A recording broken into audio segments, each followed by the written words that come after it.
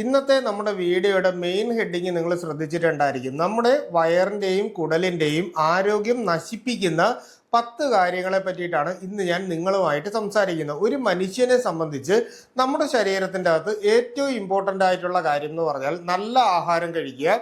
അതിലൂടെ നമുക്ക് നല്ലൊരു മനസംതൃപ്തി കിട്ടും. അതിനോടൊപ്പം തന്നെ നമുക്ക് ദിവസം മുഴുവനും ഊർജത്തോടെയും ഉന്മേഷത്തോടെയും ആരോഗ്യത്തോടെയും നല്ല ചുറുചുറുക്കോടെയും ഇരിക്കാനായിട്ട് സാധിക്കും. ഹെൽത്തി ആയിട്ടുള്ള ഒരു ബോഡിയും നമുക്ക് കിട്ടും. രോഗങ്ങൾ ഒഴിവാക്കി വളരെ സന്തോഷത്തോടെ മുന്നോട്ട് പോകാനും സാധിക്കും എന്നുള്ളതാണ്. അതുകൊണ്ടാണ് നമ്മൾ ത്രയോപസ്തംഭങ്ങളിൽ ആഹാരത്തിന് ഏറ്റവും പ്രാധാന്യം കൊടുക്കുന്നത്. അപ്പോൾ ഇതുകൊണ്ട് തന്നെ നമ്മുടെ ശരീരത്തിൻ്റെ അകത്ത് ഇത്തരത്തിലുള്ള ചില കാര്യങ്ങൾ നമ്മൾ വളരെയധികം ശ്രദ്ധിക്കേണ്ടിയിരിക്കുന്നു. അതായത് പലരെയും നമ്മളൊന്ന് ശ്രദ്ധിച്ച് നോക്കിയാൽ IBS പോലെ ഇടയ്ക്കിടയ്ക്ക് ബാത്റൂമിൽ പോകാനുള്ളൊരു tendency, Crohn's disease, ulcerative colitis, hyper acidity, അതുപോലെ തന്നെ നമുക്ക് ഗ്യാസിൻ്റെ പ്രശ്നം, പുളിച്ചു തികട്ടൽ മുതലായിട്ടുള്ള കാര്യങ്ങളും മലബന്ധം വിട്ടുമാറാതെ നിൽക്കുന്നത് പോലെയും കീഴ്വായുവിൻ്റെ ശല്യവും അങ്ങനെ പറഞ്ഞ് നമ്മുടെ വയറ് റിലേറ്റ് ചെയ്തിട്ടുള്ള ഒരുപിടി രോഗങ്ങൾ എപ്പോഴും പലരെയും വിട്ടുമാറാതെ പിന്തുടരുകയും ഇതിനു വേണ്ടിയിട്ട് ദിവസവും മരുന്നുകൾ കഴിച്ചുകൊണ്ട് മാത്രം, അതായത് മരുന്ന് കഴിച്ചാലേ ബാത്റൂമിൽ പോകാൻ പറ്റൂ,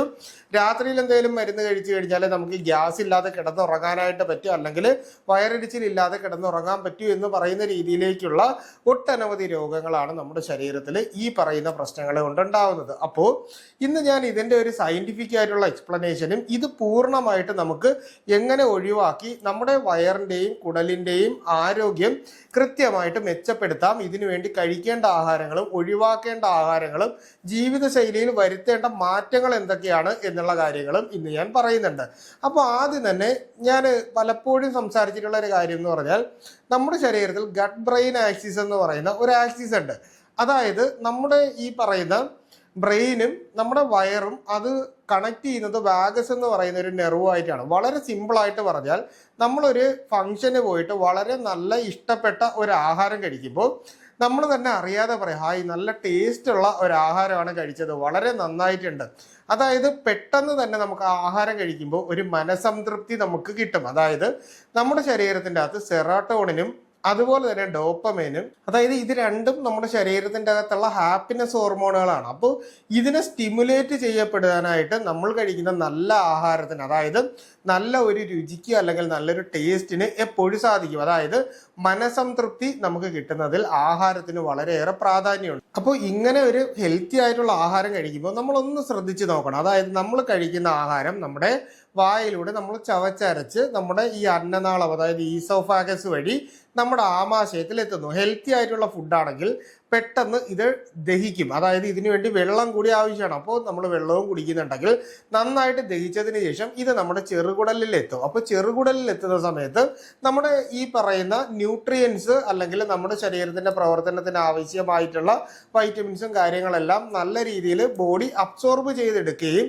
അതിനുശേഷം ഇത് വൻകുടലിലേക്ക് എത്തുകയും വൻകുടലിൽ എത്തുമ്പോൾ ജലാംശത്തെ കൂടുതലായിട്ട് വലിച്ചെടുക്കുകയും ചെയ്യും. അപ്പോൾ ഈ ജലാംശം കുറയുന്ന അവസ്ഥ ഉണ്ടായി കഴിഞ്ഞാൽ നമുക്ക് മലബന്ധം മുതലായിട്ടുള്ള പ്രശ്നങ്ങൾ ഉണ്ടാവും. അമിതമായിട്ടുള്ള എരിവോ എണ്ണയോ കൊഴുപ്പോ നമ്മൾ ഈ പറയുന്ന സമയത്ത് കഴിച്ചു കഴിഞ്ഞാൽ ഗ്യാസിന്റെ പ്രശ്നം നമുക്ക് ഉണ്ടാകാനുള്ള ഒരു പ്രശ്നവും അസിഡിറ്റി ഉണ്ടാകാനുള്ള ബുദ്ധിമുട്ടും നമ്മുടെ ശരീരത്തിൻ്റെ അകത്ത് ഉണ്ടാകും. അതിനുശേഷം ഇത് നമ്മൾ ഈ എക്സ്ക്രീറ്ററി സിസ്റ്റം, അതായത് നമ്മുടെ മലദ്വാരം വഴി പുറത്തേക്ക് പോകുന്ന ഒരവസ്ഥയിലായിരിക്കും നമ്മുടെ ശരീരത്തിൻ്റെ അകത്ത്. അതായത് ഇതൊരു നോർമൽ പ്രൊസീജിയറാണ്. ഇതിൻ്റെ ഏതെങ്കിലും ഒരു പാർട്ടിൽ നമുക്കൊരു ബുദ്ധിമുട്ട് അനുഭവപ്പെട്ടാൽ ഈ പറയുന്ന രോഗങ്ങൾ ഉണ്ടാകാനുള്ള സാധ്യത വളരെയേറെ കൂട്ടുന്നുണ്ട്. ഇനി രണ്ടാമത്തത് ഹൈപ്പോതലാമിക് പിറ്റ്യൂട്ടറി ആക്സിസ് എന്ന് പറയുന്ന ഒരു ആക്സിസ് ഉണ്ട്. അതായത് നമ്മുടെ ശരീരത്തിൻ്റെ അകത്ത് കൂടുതലായിട്ടും നമ്മൾ ടെൻഷൻ അനുഭവിക്കുന്ന ഒരു സമയം, അതായത് നമ്മളിപ്പോൾ ഏതെങ്കിലും ഒരു കാര്യത്തിൻ്റെ അകത്ത് നമ്മൾ ബന്ധപ്പെട്ട് നമുക്ക് പെട്ടെന്ന് ടെൻഷൻ, ആൻസൈറ്റി മുതലായിട്ടുള്ള കാര്യങ്ങൾ ഉണ്ടായിക്കഴിഞ്ഞാൽ നമ്മുടെ പിറ്റ്യൂട്ടറി ഗ്ലാൻഡ് കോർട്ടിസോൾ എന്ന് പറയുന്ന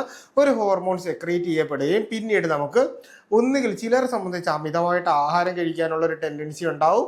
അതുപോലെ തന്നെ ചിലരെ സംബന്ധിച്ചാണെങ്കിൽ ആഹാരം ഒട്ടും കഴിക്കാൻ പറ്റാത്ത ഒരു രീതിയിലേക്ക് മാറും. അപ്പോൾ ഇത് രണ്ടായി കഴിഞ്ഞാൽ നമുക്ക് ഈ പറയുന്ന പ്രശ്നം ഉണ്ടാകാനുള്ള സാധ്യത, അതായത് ഈ പറയുന്ന ഗ്യാസിൻ്റെയും അസിഡിറ്റിയുടെയും നമ്മുടെ ദഹനം പൂർണ്ണമായിട്ടും താളം തെറ്റിക്കുന്ന ഒരു രീതിയിലേക്ക് പോകും. അപ്പോൾ ഈ രണ്ട് കാര്യങ്ങൾ നിങ്ങൾ ഓർമ്മിക്കുക. ഇനി അടുത്തതായിട്ട് നല്ല ഉറക്കം നമുക്ക് കിട്ടിയില്ലെങ്കിൽ നമുക്ക് ഈ പറയുന്ന രീതിയിൽ ദഹന സംബന്ധമായിട്ടുള്ള പ്രശ്നങ്ങൾ ഉണ്ടാകാനുള്ള ഒരു പ്രധാനപ്പെട്ട കാരണമാണ് രാത്രിയിൽ വളരെ വൈകിട്ടുള്ള ആഹാരം. അതായത് നമ്മളിപ്പോൾ ഒരു 9 മണി 10 മണിയൊക്കെ ആകുമ്പോൾ ആഹാരം കഴിച്ചിട്ട് ഒരു 10 15 അല്ലെങ്കിൽ അരമണിക്കൂറോ ഇടയിൽ തന്നെ നമ്മൾ കിടക്കാനായിട്ട് പോയി കഴിഞ്ഞാൽ നമുക്ക് ഈ പറയുന്ന രീതിയിലുള്ള പ്രശ്നങ്ങൾ വിട്ടുമാറാതെ നിൽക്കും.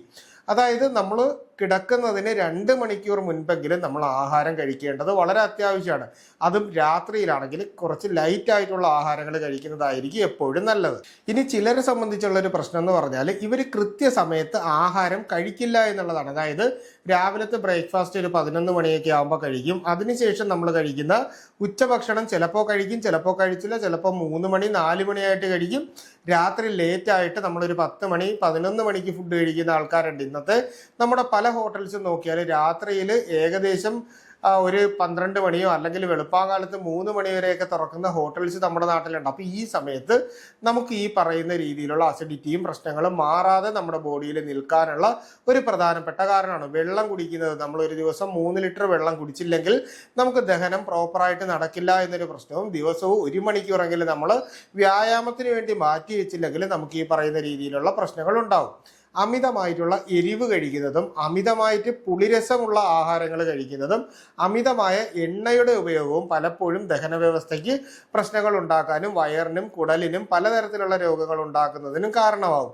പ്രോബയോട്ടിക്കുകളായിട്ടുള്ള ആഹാരങ്ങൾ കഴിക്കുന്നതിൻ്റെ അതുണ്ടാവുന്ന കുറവ്, അതായത് തൈര്, യോഗട്ട്, പുളിപ്പിച്ച ആഹാരങ്ങൾ മുതലായിട്ടുള്ള ഭക്ഷണങ്ങൾ കുറയ്ക്കുന്ന, അതായത് കൃത്യമായിട്ട് കഴിക്കാതെ വന്നു കഴിഞ്ഞാൽ വയറിൻ്റെ അകത്ത് ചീത്ത ബാക്ടീരിയയുടെ അളവ് കൂടാനും നല്ല ബാക്ടീരിയയുടെ അളവ് കുറയുന്നതിനും കാരണം, അതായത് നമ്മുടെ വയറിലും കുടലിലുമായിട്ട് ഏകദേശം 100 ട്രില്യണിലധികം മൈക്രോ ഓർഗാനിസംസ് ഉണ്ടെന്നാണ് കണക്ക്. അപ്പോൾ ഇതിൻ്റെ അനുപാതത്തിലുണ്ടാവുന്ന ഡിഫറൻസ് പലപ്പോഴും നമുക്ക് കുടൽ സംബന്ധമായിട്ടുള്ള പലതരത്തിലുള്ള രോഗങ്ങൾ ഉണ്ടാകുന്നതിന് പ്രധാനപ്പെട്ട ഒരു കാരണമായിട്ട് മാറാറുണ്ട്. ഇനി നമ്മൾ കഴിക്കുന്ന ആഹാരത്തിൻ്റെ അകത്ത് ഫൈബർ കണ്ടന്റിന്റെ കുറവ് വന്നു കഴിഞ്ഞാൽ പലപ്പോഴും നമുക്ക്, അതായത് ഒരു 30 ഗ്രാമെങ്കിലും നമുക്ക് ഫൈബർ കൃത്യമായിട്ട് എല്ലാ ദിവസവും കിട്ടിയില്ല എങ്കിൽ നമുക്ക് ഈ പറയുന്ന രീതിയിൽ മലബന്ധവും മറ്റു പ്രശ്നങ്ങളും ഉണ്ടാകാനുള്ള സാധ്യത നമ്മുടെ ശരീരത്തിൻ്റെ അകത്ത് വർദ്ധിപ്പിക്കും. അതുപോലെ തന്നെയാണ് നമ്മൾ കാർബണേറ്റഡ് ഡ്രിങ്ക്സിന്റെ അമിതമായിട്ടുള്ള ഉപയോഗം, ഫാസ്റ്റ് ഫുഡുകൾ നമ്മൾ അമിതമായിട്ട് കഴിക്കുന്നത്, അതായത് ഒരു ടേസ്റ്റിന് വേണ്ടി ഇടയ്ക്ക് കഴിക്കുന്ന കാര്യമല്ല ഞാൻ പറഞ്ഞു, പതിവായിട്ട് ഇത്തരത്തിലുള്ള ആഹാരങ്ങളുടെ ഉപയോഗം, മദ്യപാനം, പുകവലി മുതലായിട്ടുള്ള കാര്യങ്ങളും പലപ്പോഴും നമ്മുടെ വയറിന് ഈ രീതിയിലുള്ള ഡീഹൈഡ്രേഷൻ പോലുള്ള പ്രശ്നങ്ങൾ ഉണ്ടാക്കാനുള്ള ഒരു സാധ്യത വർദ്ധിപ്പിക്കുന്നുണ്ട്. അതുപോലെ തന്നെ ഇന്നത്തെ ഹോട്ടൽ സംസ്കാരത്തിൽ പലപ്പോഴും ഈ പറയുന്ന ബാക്കി വരുന്ന ആഹാരങ്ങൾ ഫ്രിഡ്ജിൽ സൂക്ഷിച്ചതിന് ശേഷം പിറ്റേന്ന് വീണ്ടും ചൂടാക്കി തരുന്ന രീതിയിലുള്ള ഒരു പ്രശ്നം നമുക്ക് കാണാനായിട്ട് സാധിക്കുന്നുണ്ട്. അതുകൊണ്ട് നല്ല വൃത്തിയുള്ള വിശ്വാസയോഗ്യമായിട്ടുള്ള സ്ഥലത്ത് നിന്ന് കഴിക്കാതെ നിങ്ങളുടെ ഓപ്ഷനാണ്, ഇല്ലെങ്കിൽ പരമാവധി വീട്ടിൽ തന്നെ ആഹാരം പാകം ചെയ്ത് കഴിക്കുന്നതിന് വേണ്ടിയിട്ടുള്ള ശ്രമം നടത്തേണ്ടതാണ് നമ്മൾ അടുത്തതായിട്ട് ചെയ്യാനുള്ളത്. കൃത്യസമയത്ത് നമ്മൾ ആഹാരവും കഴിക്കുക. ഇനി നമ്മുടെ ശരീരത്തിൽ എപ്പോഴും ഒമേഗ 3 വളരെ അത്യാവശ്യമായിട്ടുള്ള ഒന്നാണ്. ഒമേഗ 3 അടങ്ങിയിട്ടുള്ള മീൻ നമ്മൾ കഴിക്കുക, അതായത് മത്സ്യങ്ങൾ നമ്മൾ കഴിക്കുന്നതും അതുപോലെ തന്നെ ഫ്ലാക്സ് സീഡ്, ചിയാ സീഡ് പോലുള്ള സീഡ് വർഗ്ഗങ്ങൾ നമ്മൾ കഴിക്കുന്നതും നമ്മുടെ വയറിൻ്റെയും കുടലിൻ്റെയും ആരോഗ്യം മെച്ചപ്പെടുത്തുന്നതിന് വേണ്ടിയിട്ട് സഹായിക്കുന്നുണ്ട്. പിന്നീട് ചിലരെ സംബന്ധിച്ച് പറ്റുന്ന മറ്റൊരു പ്രശ്നം എന്ന് പറഞ്ഞാൽ അമിതമായ പഞ്ചസാരയുടെ ഉപയോഗമാണ്. അമിതമായി പഞ്ചസാര ഉപയോഗിച്ചാൽ നമ്മുടെ കുടലിലായിട്ട് ഫംഗൽ ഗ്രോത്ത് കൂടാനുള്ള ഒരു സാധ്യതയുണ്ട്. അപ്പോൾ ആ ഒരു രീതിയിൽ നമുക്ക് വയറിൻ്റെ അകത്ത് ഇത്തരത്തിലുള്ള ഇൻഫെക്ഷൻസ് വിട്ടുമാറാതെ നിൽക്കുന്നതിന് ഇതൊരു പരിധി വരെ കാരണമാകാറുണ്ട്. അപ്പോൾ പഞ്ചസാരയുടെ അമിതമായിട്ടുള്ള ഉപയോഗം നിങ്ങൾ അങ്ങ് കുറയ്ക്കുക, അല്ലെ പഞ്ചസാര പൂർണ്ണമായിട്ടും ഒഴിവാക്കുക എന്നൊരു കാര്യം നിങ്ങൾ ചെയ്യുക. അതിനോടൊപ്പം തന്നെ നമ്മുടെ ശരീരത്തിൽ വൈറ്റമിൻ ഡി കൃത്യമായിട്ട് നിങ്ങളൊന്ന് പരിശോധിച്ച് നോക്കണം. അതായത് വൈറ്റമിൻ ഡി കുറഞ്ഞു കഴിഞ്ഞാൽ നമുക്ക് ഇത്തരത്തിൽ വയറ് സംബന്ധമായിട്ടുള്ള രോഗങ്ങളും ദഹന സംബന്ധമായിട്ടുള്ള പ്രശ്നങ്ങളും അനുഭവപ്പെടുന്നതിന് ഒരു കാരണമായിട്ട് മാറാറുണ്ട്. അപ്പോൾ വിറ്റാമിൻ ഡിയുടെ പ്രവർത്തനം ശരീരത്തിൽ കൃത്യമായിട്ട് നടക്കുന്നുണ്ടോ എന്നുള്ളത് നമ്മൾ പരിശോധിച്ച് നോക്കേണ്ടത്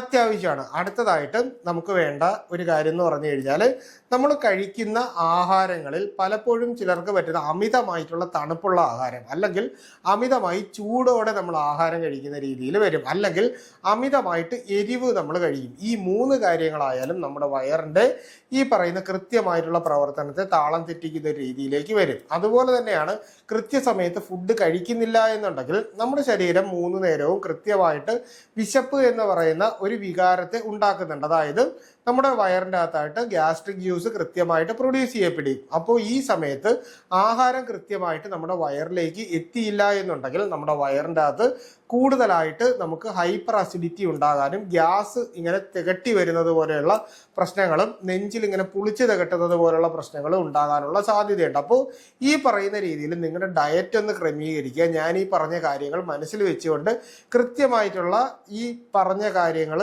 ചെയ്തു തുടങ്ങി കഴിഞ്ഞാൽ തന്നെ ലൈഫ് സ്റ്റൈലിൽ ഒരു ചേഞ്ചും വരുത്തി കഴിഞ്ഞാൽ തന്നെ നമുക്ക് ഇത്തരത്തിലുള്ള ഒട്ടനവധി കുടൽ സംബന്ധമായിട്ടുള്ള പ്രശ്നങ്ങളും വയറ് സംബന്ധമായിട്ടുള്ള പ്രശ്നങ്ങളും ഒഴിവാക്കാനായിട്ട് സാധിക്കും എന്നുകൂടി പറയുകയാണ്. അപ്പോൾ ഈ ഒരു വിഷയവുമായിട്ട് ബന്ധപ്പെട്ട് നിങ്ങൾക്ക് എന്തെങ്കിലും സംശയങ്ങളുണ്ടെങ്കിൽ അത് കൃത്യമായിട്ടും ചോദിക്കുക. അതിനുള്ള മറുപടി നിങ്ങൾക്ക് ലഭിക്കുന്നതായിരിക്കും. അപ്പോൾ ഇത്തരത്തിലുള്ള പുതിയ പുതിയ അറിവുകളായിട്ട് നമുക്ക് വീണ്ടും മറ്റൊരു അവസരത്തിൽ കണ്ടുമുട്ടാം. അതുവരെ എല്ലാവർക്കും ഗുഡ് ബൈ.